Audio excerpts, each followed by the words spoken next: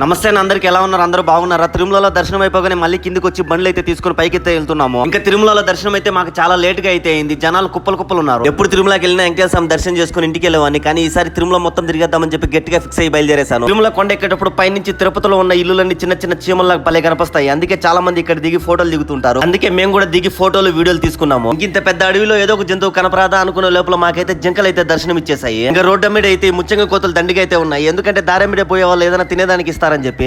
ఇక్కడ చూపించిన విధంగా వాన పడినప్పుడు కొండపై నుంచి రాళ్ళు పడుతున్నాయని చెప్పి ఇక్కడైతే కొండకంత తంతి చుట్టాడు. అక్కడక్కడ అందినంత దూరం సిమెంట్ తో కూడా అలికేశారు కొండనంతా. ఇంకా మనం కొండ ఎక్కేటప్పుడే కొండరాయిలో వెలిసిన వెంకటేశ్వర స్వామి అయితే మనకు దర్శనం ఇస్తూ ఉంటాడు. చూడడానికి ఎవరో తయారు చేసినట్టే ఉంటుంది, కానీ ఎవరు తయారు చేయలేదు. దానంతా కథ ఏర్పడింది. ఇంకా మీలో ఎంతమంది వెంకటేశ్వర స్వామి చూసారో ఒకసారి కామెంట్ చేసేయండి. అలాగే వెంకటేశ్వర స్వామి కాదు, తిరుమల కొండపై నుంచి దిగేటప్పుడు కొత్తగా ఏర్పడిన గరుడ స్వామి కూడా మనకు దర్శనం ఇస్తూ ఉంటాడు. ఇంత అద్భుతాన్ని చూసిన తర్వాత ఫోటోలు తీసుకోకపోతే ఎలా అని చెప్పి ఫోటోలు అయితే తీసుకొని చక్కగా తిరుమల అయితే ఎక్కేసాము. తిరుమలలో యాయా గుళ్ళు తిరిగినా అని చెప్పి నెక్స్ట్ పెద్ద వేలాగైతే మన ఛానల్ వస్తుంది.